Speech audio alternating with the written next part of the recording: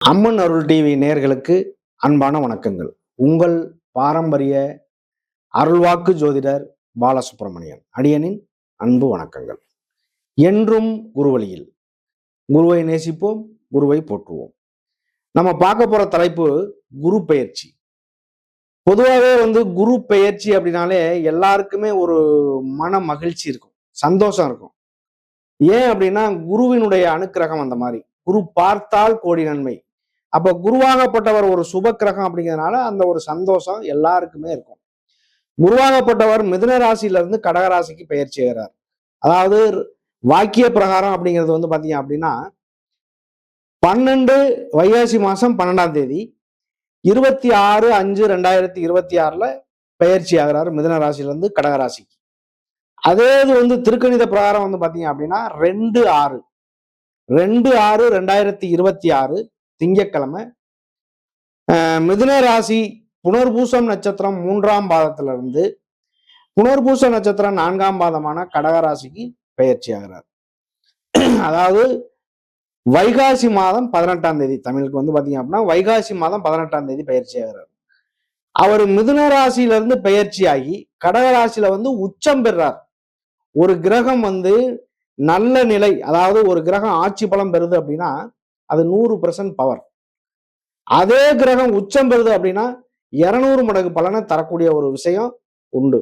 ஆனா குருவாகப்பட்டவர் இருக்கக்கூடிய இடத்துல இருந்து 5ஆம் பார்வை, 7ஆம் பார்வை, 9ஆம் பார்வை 3 பார்வையினுடைய வேலையாகவும் ஒவ்வொரு கிரகத்துக்கும் இருக்கக்கூடிய இடம், இப்ப 5ஆம் இடமா வரும், 9ஆம் இடமா வரும், 11ஆம் இடமா வரும். இப்ப கன்னி ராசிக்கு பாத்தீங்க அப்படின்னா 11ஆம் இடத்துல அவரு உச்சம் பெற போறார்.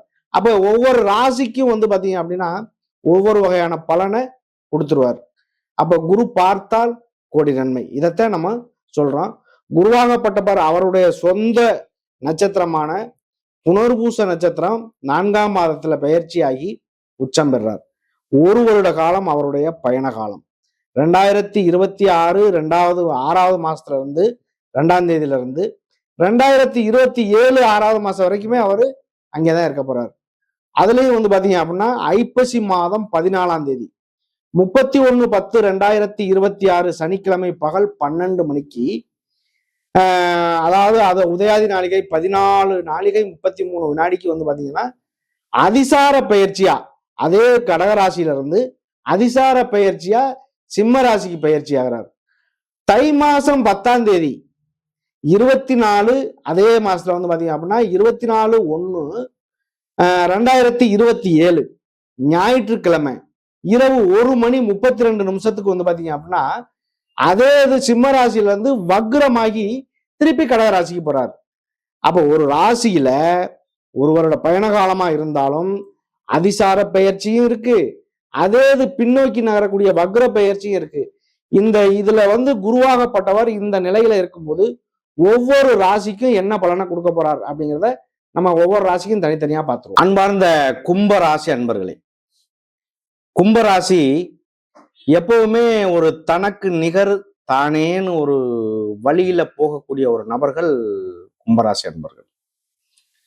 அந்த அளவுக்கு ஒருத்தம் அவங்களுக்கு உண்டு.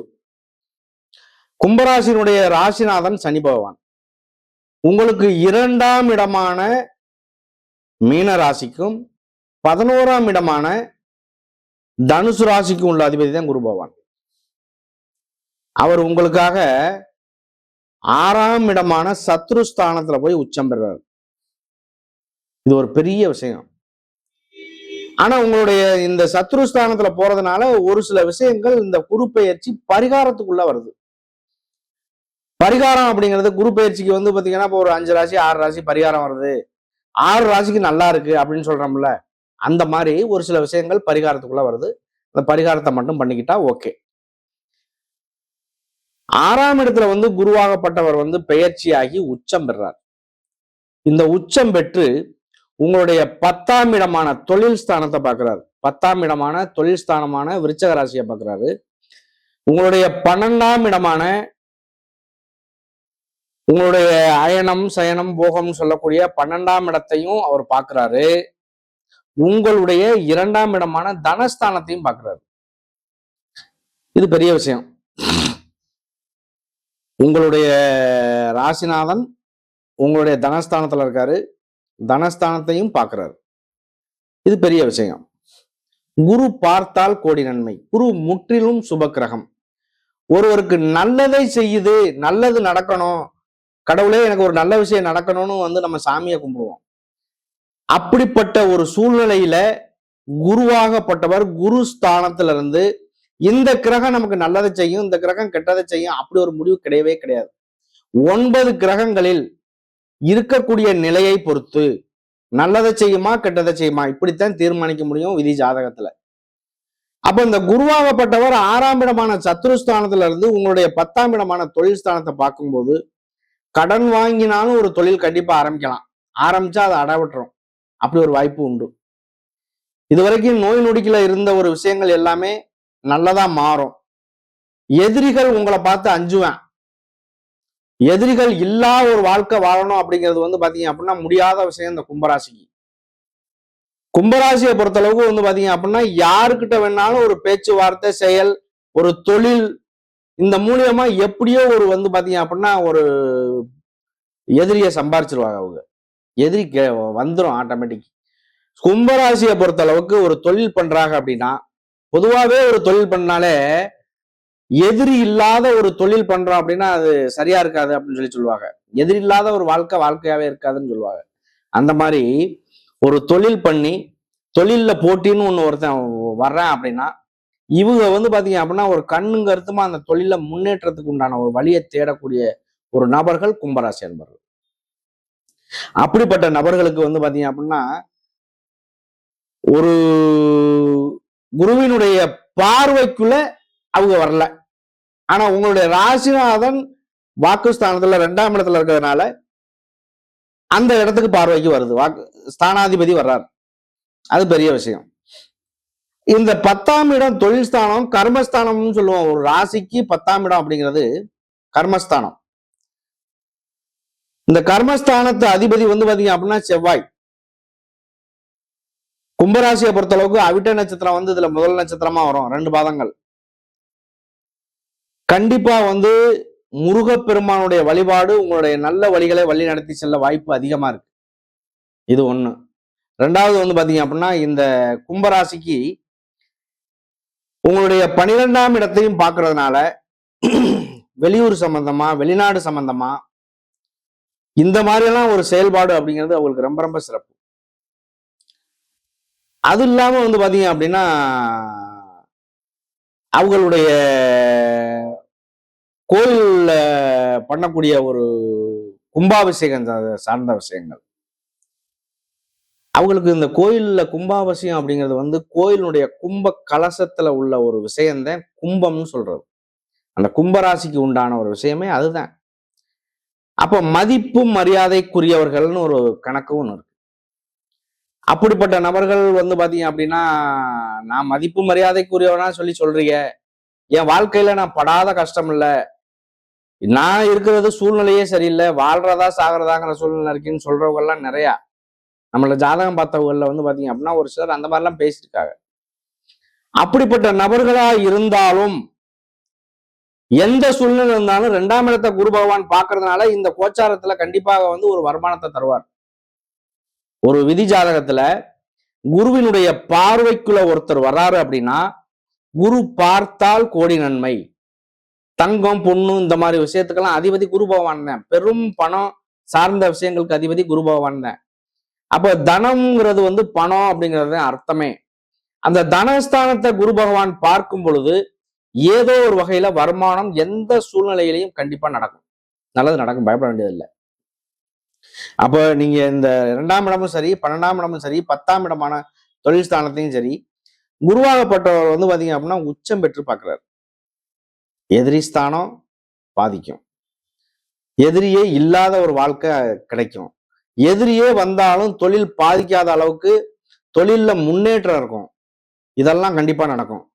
அப்ப இந்த குருவினுடைய அனுக்கிரகம் அப்படிங்கிறது ஒருவருக்கு வந்து விதி ஜாதகத்துல கிடைக்கல அப்படின்னா குரு பார்வைக்கல, அதாவது குரு பார்வை 5ஆம் பார்வை, 7ஆம் பார்வை, 9ஆம் பார்வை, இந்த பார்வை விதி ஜாதகத்துல பிறப்பு ஜாதகத்துல குருவினுடைய பார்வைக்கிலேயே இல்லை அப்படின்னு சொல்றவங்களுக்கெல்லாம் இந்த கோச்சாரம் கை கொடுக்கும்.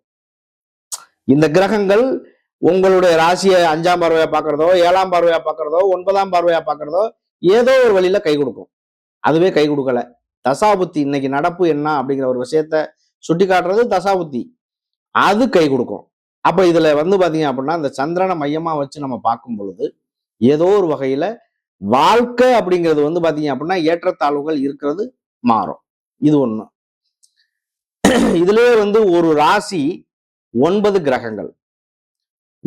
9 கிரகங்கள், ஒரு ராசிக்கு 9 நட்சத்திரங்கள். இந்த 9 நட்சத்திரமே பாருங்க ஒவ்வொரு அதிபதியை கொண்டது. இப்ப கும்பராசியில பாத்தீங்க அப்படின்னா அவிட்ட நட்சத்திரம் செவ்வாயுடைய நட்சத்திரம், சதய நட்சத்திரம் ராகுடைய நட்சத்திரம், பூரட்டாதி நட்சத்திரம் அப்படிங்கிறது பாத்தீங்க அப்படின்னா குருவுடைய நட்சத்திரம். அப்ப 3 கிரகங்கள் ஒரு ராசிக்குள்ள வருதா? அப்ப இந்த ஏதோ ஒரு கிரகங்களுடைய தசாபுத்தியோ கோச்சாரமோ விதி ஜாதகத்தினுடைய அமைவோ வாழ்நாள் ஃபுல்லா கஷ்டப்பட்டுக்கிட்டே இருக்கிறேன்னு சொன்னவங்களும் யாருமே கிடையாது. வாழ்க்கையில கஷ்டப்பட்டதுக்கு உண்டான பலன் கிடைச்சிருச்சு, என் வாழ்க்கையில முன்னேற்றம் ஏற்பட்டுருச்சுன்னு சொல்றவங்களும் அதிகம். அப்ப ஏதோ ஒரு வகையில ஏற்றத்தாழ்வுங்கிறது இருக்கதான் செய்யும். இந்த அவிட்ட நட்சத்திரம் பாத்தீங்க அப்படின்னா இதுல முதல் நட்சத்திரம் 2 பாதங்கள். அவிட்டம் அப்படின்னாலே தவிட்டு பானையிலையும் தங்கம் இருக்கும்னு சொல்லுவாங்க. அப்படி ஒரு பழமொழி உண்டு. ஆனா எல்லாருக்கும் அது பொருந்துமா அப்படிங்கிறது தெரியல. நான் சொல்றது கோச்சார பலனாகப்பட்டது பொதுவான பலன் மட்டும்தான். அதை உங்களுடைய விதி ஜாதகத்தை பார்த்து அதுல என்ன நடக்குது அப்படிங்கிறத அதை வச்சுதான் சொல்ல முடியும். இது 1 கோடி பேர் இருக்காங்கன்னா 1 கோடி பேர்த்துக்கும் ஒரு பொது பலன். 1 கோடி பேருக்குமே அதே செல்லுபடி ஆகுமா? ஆகாது. அப்ப இந்த 1 கோடி பேரா இருந்தாலுமே பொது பலன் மட்டும்தான் நம்ம சொல்றோம்.